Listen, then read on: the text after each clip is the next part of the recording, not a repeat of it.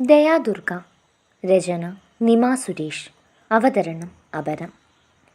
ദേഹം മറച്ച പുതപ്പിനിടയിലൂടെ ആരോ നുഴഞ്ഞു കയറുന്നതറിഞ്ഞ് ശ്രീറാം ഞെട്ടലോടെ തൻ്റെ അടഞ്ഞ മിഴികൾ വലിച്ചു തുറന്നു. ചാടി എഴുന്നേറ്റ് ചുറ്റും നോക്കിയപ്പോൾ കണ്ടു തൊട്ടരികിൽ കുസൃതി നിറഞ്ഞ ചിരിയോടെ തന്നെ ഉറ്റുനോക്കിയിരിക്കുന്ന ഗോപുവിനെ. അവൻ്റെ കണ്ണുകൾ വിടർന്നു, ഹൃദയമൊന്നു കുളിർത്തു. തമ്മിൽ കാണാതായിട്ട് ഒരാഴ്ചയായതേ ഉള്ളൂ. എങ്കിലും അവനെ സംബന്ധിച്ചിടത്തോളം അത് വലിയൊരു വിടവാണ്. അവളുടെ കുറുമ്പും കളിച്ചിരികളുമാണ് ആ വീടിൻ്റെയും അവിടെ ഉള്ളവരുടെയും ഉണർവും ഉന്മേഷവും. നീ തനിച്ചിങ്ങ് പോന്നോ? വാത്സല്യത്തോടെ ഗോപികയുടെ മുടിയിഴകളിലൂടെ വിരലുകൾ ഓടിച്ചവൻ വളരെ സൗമ്യമായി തിരക്കി. ശരൺ വന്നു കൂട്ടി, താഴെ എല്ലാവരും എത്തിയിട്ടുണ്ട്. ഇത്ര നേരത്തെ എത്തിയോ? അവൻ ഉറക്കച്ചടവോടെ അലസമായി ചോദ്യമെറിഞ്ഞു. നേരത്തെയോ? സമയം 11 കഴിഞ്ഞു. ശ്രീറാമിൻ്റെ കണ്ണുകൾ മിഴിഞ്ഞുപോയി. അവൻ വെപ്രാളത്തോടെ ക്ലോക്കിലേക്ക് നോക്കി. അതെ, സമയം 11 കഴിഞ്ഞിരിക്കുന്നു. ഏട്ടനെന്തേ വയ്യേ? സാധാരണ 5:30 എഴുന്നേൽക്കുന്നതാണല്ലോ. ആദ്യോടെ ഗോപിക ശ്രീറാമിൻ്റെ നെറ്റിയിലും കഴുത്തിലുമെല്ലാം തൊട്ടുനോക്കി. അത് ഇന്നലെ ഉറങ്ങാൻ അല്പം വൈകിപ്പോയി. നെറ്റിയിൽ കൈ താങ്ങി അവൻ പറഞ്ഞൊപ്പിച്ചു. മുത്തശ്ശൻ അന്വേഷിച്ചു ഏട്ടനെ. കിടക്കയിൽ നിന്നും നിരങ്ങി നീങ്ങി ഇറങ്ങുന്നതിനിടെ ഗോപു പറഞ്ഞു. ഞാൻ പോയി ദച്ചുനെ വിളിക്കട്ടെ, അവളും എഴുന്നേറ്റില്ലെന്ന് തോന്നുന്നു. പിന്നെ ഏട്ടാ, താഴത്തെ ഏശനി പിശാശ് മോളും വന്ന് നിൽപ്പുണ്ട്. അവൾ രാജങ്കിളിനെയും അഞ്ജലിയെയുമാണ് ഉദ്ദേശിച്ചതെന്ന് ശ്രീറാമിന് മനസ്സിലായി. പണ്ട് മുതലേ അവൾക്ക് അദ്ദേഹത്തോട് വലിയ താല്പര്യമില്ല. അഞ്ജലിയെ ഇഷ്ടമായിരുന്നു. എന്നാൽ അഞ്ജലിയുടെ ചില സംസാരവും പ്രവർത്തികളും അവളിൽ നിന്നും തന്നെ അടർത്തി മാറ്റാനുള്ള ശ്രമമാണെന്ന് മനസ്സിലായപ്പോൾ ആ ഇഷ്ടം കുറഞ്ഞില്ലാതായി. എങ്കിലും തനിക്ക് മുമ്പിലും പരസ്യമായും അഞ്ജലിയോടുള്ള വെറുപ്പ് അവൾ പ്രകടിപ്പിക്കാറില്ല. അത് തനിക്ക് അവളോടുള്ള സൗഹൃദത്തിൻ്റെ പേരിലാണെന്ന് പലപ്പോഴും തോന്നിയിട്ടുണ്ട്. തന്നെ സങ്കടപ്പെടുത്താതിരിക്കാൻ. മോള് താഴേക്ക് ചെല്ല്, ദുർഗയെ കൂട്ടി ഞാനങ്ങ് വന്നേക്കാം. അരയോളം മൂടിയിരിക്കുന്ന പുതപ്പ് വകഞ്ഞു മാറ്റി എഴുന്നേറ്റവൻ ബാത്റൂമിലേക്ക് കയറി. ദയയുടെ അടഞ്ഞ മുറിവാതിൽക്കലേക്കൊന്ന് നോക്കി ഗോപു താഴേക്കും. ശ്രീറാമിനൊപ്പം കോണിപ്പടികൾ ഇറങ്ങി വരുന്ന ദയയിലായിരുന്നു ആ വീട്ടിലുള്ളവരുടെ എല്ലാം മിഴികൾ. ദയയാകട്ടെ പെട്ടെന്നൊരു നിമിഷം എല്ലാവരെയും കണ്ട പരിഭ്രമത്തിലും. അവളുടെ പതർച്ച മനസ്സിലാക്കിയെന്നോണം ശ്രീറാം ദയയുടെ വലത് കൈത്തലത്തെ തൻ്റെ ഇടത് കൈയാൽ പൊതിഞ്ഞു പിടിച്ചു. ചുറ്റുമുള്ള ഓരോ വ്യക്തികളിലൂടെയും ദയയുടെ നേത്രഗോളങ്ങൾ ധൃതിയിൽ ചലിച്ചുകൊണ്ടിരിക്കവേ പെട്ടെന്നൊരു നിമിഷം അവ ഒരു വ്യക്തിയിൽ തറഞ്ഞു നിന്നു.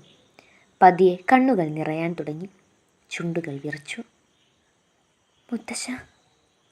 നന്നേ നേർത്തുപോയ അവളുടെ സ്വരം അന്നനാളത്തിൽ നിന്നും വിതുമ്പലോടെ പുറത്തേക്ക് പ്രവഹിച്ചപ്പോൾ വിറയ്ക്കുന്ന കൈകൾ സോഫയിൽ അമർത്തി ആ വൃദ്ധൻ സാവധാനം എഴുന്നേറ്റു. നന്നേ ക്ഷീണിതനായിരുന്നു അദ്ദേഹം. ദയ ഓടിച്ചെന്ന് മുത്തശ്ശനെ പുണർന്നു. ആ നിമിഷം അവശതകൾക്കിടയിലും അദ്ദേഹം പുഞ്ചിരിച്ചു.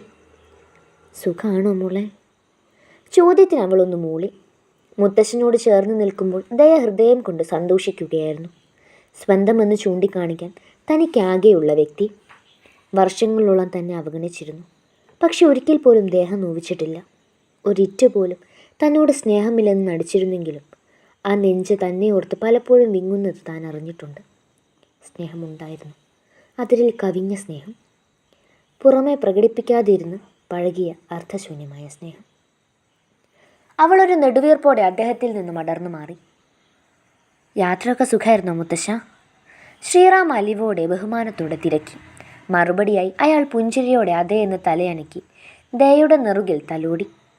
അവൾ വീണ്ടും അയാളുടെ നെഞ്ചിൻ ചൂടിലേക്ക് തല ചായ്ച്ചു.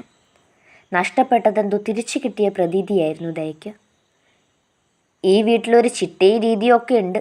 നട്ടുച്ചയ്ക്കല്ല പെൺകുട്ടികൾ ഉറക്കെഴുന്നേറ്റ് വരേണ്ടത്. മഹാലക്ഷ്മിയുടെ കടുത്ത ശബ്ദം കേട്ടതും ദയ മുത്തശ്ശൻ്റെ നെഞ്ചിൽ നിന്നും ഭീതിയോടെ തല ഉയർത്തി. ശ്രീറാം തൻ്റെ അമ്മയെ ആദ്യം കാണുന്നത് പോലെ നോക്കി നിന്നു. ആദ്യമായിട്ടായിരുന്നു അമ്മയുടെ ഇങ്ങനെയൊരു മുഖവും പരുഷമാർന്ന ശബ്ദവും അവൻ കാണുകയും കേൾക്കുകയും ചെയ്യുന്നത്. അമ്മ, ദുർഗയെ വഴക്ക് പറയരുത്. ഞങ്ങൾ ഇന്നലെ രാത്രി ഒരു ഡ്രൈവിന് പോയി. തിരിച്ചു വരാൻ വൈകിയതുകൊണ്ട് 2 പേരും ഉറങ്ങിപ്പോയതാണ്. ശ്രീറാം തൻ്റെ ഇടത്തോടെ പറഞ്ഞത് കേൾക്കി അവന് നേരെയുള്ള മഹാലക്ഷ്മിയുടെ നോട്ടം രൂക്ഷമായി. എന്നാൽ അഞ്ജലിയിലും കൈലാസിലും ഗോപുവിലുമൊക്കെ ആശ്ചര്യമായിരുന്നു. ഒരു സെക്കൻഡ് ഷോയ്ക്ക് വിളിച്ചാൽ പോലും തൻ്റെ റുട്ടീൻ മുഴുവൻ തെറ്റുമെന്ന് പറഞ്ഞ് ഒഴിഞ്ഞു മാറുന്നയാളാണ് ശ്രീറാം. മഹാലക്ഷ്മി ദയക്കരികിൽ ചെന്ന് നിന്ന് കുനിഞ്ഞുപോയ അവളുടെ മുഖം പിടിച്ചുയർത്തി. വേഷം മാത്രമേ മാറിയിട്ടുള്ളൂ അല്ലേ? ആളാ പഴയ മിണ്ടാപ്പൂച്ച തന്നെ. അവർ നറുചിരിയോടെ പറഞ്ഞപ്പോൾ മുറുകി നിന്നിരുന്ന എല്ലാവരുടെയും മുഖം സന്തോഷത്തോടെ വിടർന്നു. ഈ മഹിയമ്മ മനുഷ്യനെ പേടിപ്പിച്ചു കളഞ്ഞു. ഗോപു പരിഭവിച്ചു. ശ്രീറാമിൻ്റെ കണ്ണുകൾ ദയയിലായിരുന്നു. ഇപ്പം കരയുമെന്ന മട്ടിൽ സങ്കടം കടിച്ചമർത്തി നിൽക്കുകയാണവൾ. അവന് ചിരി വന്നുപോയി. ഈ കുട്ടിയുടെ അച്ഛനും അമ്മയൊക്കെ? അപ്രതീക്ഷിതമായ ശിവരാജിൻ്റെ ചോദ്യമുയർന്നപ്പോൾ എല്ലാവരും പരസ്പരം നോക്കി. അവൾ കുഞ്ഞായിരിക്കുമ്പോൾ തന്നെ മരിച്ചു. വലിയ താല്പര്യമില്ലാത്ത മട്ടിൽ അയാൾക്ക് മറുപടി നൽകി ഗോപു. അയ്യോ പാവം. അയാൾ വിഷാദം അഭിനയിച്ചു. സത്യം പറയാലോ, ആദ്യം ഈ കുട്ടി ഇവിടെ കണ്ടപ്പോൾ ഞാൻ കരുതിയത് ഈ ശാന്തിയുടെയോ മറ്റോ മോളായിരിക്കുമെന്നാ. അല്ല, ഈ കുട്ടിയുടെ നിൽപ്പും ഭാവവും ഒക്കെ അങ്ങനെയായിരുന്നു. കഴുത്തിലെ ചുവപ്പ് ചരടും നെറ്റിയിലെ വലിയ വട്ടപ്പൊട്ടുമൊക്കെ കണ്ടപ്പോൾ. അയാൾ വിശദീകരിക്കാൻ ശ്രമിച്ചു. കൈലാസ് ഒഴികെ അവിടെ കൂടി നിന്ന് ആർക്കും അയാളുടെ സംസാരം ഇഷ്ടപ്പെട്ടില്ല. ആമാ സാർ, അവൾ എന്നോട് പൊണ്ണുതാനേ, എന്നോട് മട്ടും താൻ. ഉങ്ങൾക്ക് ഏതാവത് പ്രശ്നം ഇരിക്കാം? കയ്യിൽ ചായക്കപ്പുകൾ അടങ്ങിയ ട്രേയുമായി ശാന്തിയൊക്കെ ഹാളിലേക്ക് എത്തി. അവരുടെ ചുണ്ടിൽ പുഞ്ചിരി ഉണ്ടായിരുന്നെങ്കിലും കണ്ണുകൾ അതിരൂക്ഷമായി ശിവരാജിനെ വലയം ചെയ്തു. തിരിച്ചയാളും അവരെ ദേഷ്യത്തോട് നോക്കി. അല്ല അങ്കിൾ, ഇത്രയും നല്ല ബ്രാൻഡഡ് ഷർട്ടും പാൻസും ഷൂസും ഒക്കെ ധരിച്ചിട്ടും അങ്കിളിൻ്റെ സ്വഭാവത്തിലും പെരുമാറ്റത്തിലും അതിൻ്റെ യാതൊരുവിധ നിലവാരവും കാണാനില്ലല്ലോ. അതെന്തു പറ്റി? ഗോപിക കൂസലെന്നെ അയാളെ പരസ്യമായി പരിഹസിച്ചു. ശിവരാജ് ആകെ വിളറി. അത്രയും പേരുടെ മുന്നിൽ അപമാനിക്കപ്പെട്ടത് അയാൾക്ക് വലിയൊരു തിരിച്ചടിയായിരുന്നു. അഞ്ജലിയുടെ മുഖവും കടുത്തു. തൻ്റെ അച്ഛനെ കളിയാക്കിയത് ഇഷ്ടപ്പെട്ടില്ലെങ്കിലും അവൾ മൗനം പാലിച്ചു. ശരൺ തൻ്റെ കയ്യിലെ പൊടി തട്ടും പോലെ ഉള്ളം കൈ തമ്മിൽ കൊട്ടി. ശ്രീറാം ആകട്ടെ തൻ്റെ ചുണ്ടിലൂറിയ ചിരി മറ്റാരും കാണാതിരിക്കാനായി തലകുനിച്ച് ചൂണ്ടുവിരൽ കൊണ്ട് മൂക്കു തിരുമ്മി. Gopu, you are crossing your limits. അത്ര നേരവും മിണ്ടാതെ നിന്ന കൈലാസ് ആ നിമിഷം അധികാരത്തോടെ ഗോപുവിന് നേരെ ശബ്ദമുയർത്തി. അവൾ അത് കേട്ട ഭാവം നടിച്ചില്ല. എക്സ്ക്യൂസ് മീ, അത് നീയേതാ? അവളുടെ ഒരൊറ്റ ചോദ്യത്തിന് കൈലാസ് ഉരുകി ഒലിച്ചുപോയി. ഗോപുവിൻ്റെ ഭാവവും കൈലാസിൻ്റെ ചമ്മിയ നിൽപ്പും കണ്ട് നിയന്ത്രണം നഷ്ടപ്പെട്ട ശരൺ ഒന്നും ചിന്തിക്കാതെ ഉറക്കെ പൊട്ടിച്ചിരിച്ചു. ശ്രീറാമിനും ഉച്ചത്തിൽ ചിരിക്കാൻ മനസ്സ് വെമ്പിയെങ്കിലും കൈലാസിനത് വിഷമമാകുമോ എന്ന ഭയത്താൽ അവൻ ഗോപുവിനെ നോക്കി ശാസനയോടെ കണ്ണുരുട്ടി. പക്ഷേ അവൻ്റെ ചുണ്ടിൽ മറഞ്ഞ കുസൃതിച്ചിരി ദയയും ഗോപുവും കണ്ടുപിടിച്ചു. കൈലാസിന് തൻ്റെ ദേഷ്യം നിയന്ത്രിക്കാനായില്ല. എല്ലാവർക്കും മുമ്പിലും താൻ ഒരു പരിഹാസ കഥാപാത്രമായതുപോലെ തോന്നി അവന്. മുറുകിയ മുഖത്തോടെ ഗോപുവിന് നേരെ പാഞ്ഞടുക്കവേ പെട്ടെന്ന് തന്നെ ശ്രീറാം അവന് മുന്നിൽ തടസ്സമായി കയറി നിന്നു. കിച്ചു, കുറേ നാൾ കൂടിയിട്ട് എല്ലാവരും ഒന്ന് കാണുന്നത്. ഇത് വഴക്കുണ്ടാക്കാനുള്ള സമയമല്ല, പ്ലീസ്. കൈലാസിനെ സമാധാനിപ്പിക്കാനായി ശ്രീറാം വളരെ താഴ്മയോടെ പറഞ്ഞു നിർത്തി. ഏട്ടൻ എന്തിനാ? ഗോപു ഒച്ച ഉയർത്തിയതും ശ്രീറാം അവളെ കടുപ്പിച്ചു നോക്കി. വാക്കുകൾ മുഴുമിപ്പിക്കാതെ അവൾ കൈമുഷ്ടി ചുരുട്ടി ദേഷ്യത്തോടെ മൗനം പാലിച്ചു. തൻ്റെ മുറിയുടെ ചുമരിലൂടെ ചൂണ്ടുവിരലാൽ ചിത്രങ്ങൾ വരയ്ക്കുകയായിരുന്നു ദയ. കൈകൾ മനസ്സറിവില്ലാത്ത ഓരോ ദിശയിലേക്കും യാന്ത്രികമായി ചലിക്കുകയാണ്. ചിന്തകളും അതുപോലെ തന്നെ. അവ സിദ്ധാർത്ഥിനെയും സ്വാതിയെയും സാവിത്രിയെയും ഭ്രമണം ചെയ്ത് ഒടുക്കം രവീന്ദ്രനിൽ എത്തിച്ചേർന്നു. അവളുടെ ഹൃദയം പിടച്ചു. അറിയാതെ നോട്ടം വലത് കൈത്തണ്ടയിലേക്ക് നീണ്ടു. അയാളുടെ രക്തം പുരണ്ട കൈകൾ നിവർത്തിപ്പിടിച്ച വലത് കൈവെള്ളയിലേക്ക് അവൾ അറപ്പോടെ നോക്കി. പെട്ടെന്നാണ് ചുമലിലൊരു കരസ്പർശമേറ്റത്. ഞെട്ടി പിന്തിരിഞ്ഞപ്പോൾ ഗൗരവത്തോടെ തന്നെ നോക്കി നിൽക്കുന്ന ശ്രീറാമിനെ കണ്ടവൾ ഒന്ന് പുഞ്ചിരിക്കാൻ ശ്രമിച്ചു. പക്ഷേ സാധിച്ചില്ല. ഞാൻ പെട്ടെന്ന് ഓരോന്നോർത്തപ്പോൾ. അതെനിക്ക് മനസ്സിലായി. ഞാൻ കുറച്ച് നേരമായി വന്നിട്ട്.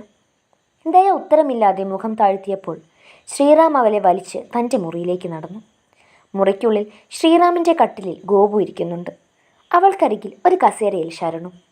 ഇരുവരും എന്തോ പറഞ്ഞ് ചിരിക്കുകയാണ്.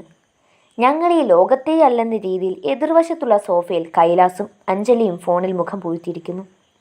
ദയ ഒരു മടിയോടെ ശ്രീറാമിനൊപ്പം മുറിയിലേക്ക് പ്രവേശിച്ചു. അതേ നിമിഷം അഞ്ജലിയുടെയും കൈലാസിൻ്റെയും മിഴികൾ ശ്രീറാം മുറുകെ പിടിച്ച് ദയയുടെ കൈത്തലത്തിലേക്ക് നീണ്ടു. അഞ്ജലി അസ്വസ്ഥമായ മനസ്സോടെ അവരിരുവരെയും നോക്കിയപ്പോൾ കൈലാസ് പുച്ഛത്തോടെ ഒരു വശത്തേക്ക് മുഖം കൂട്ടി. ദയയെ കണ്ടപ്പോൾ ഗോപു ഉന്മേഷത്തോടെ എന്ന് നിവർന്നിരുന്നു.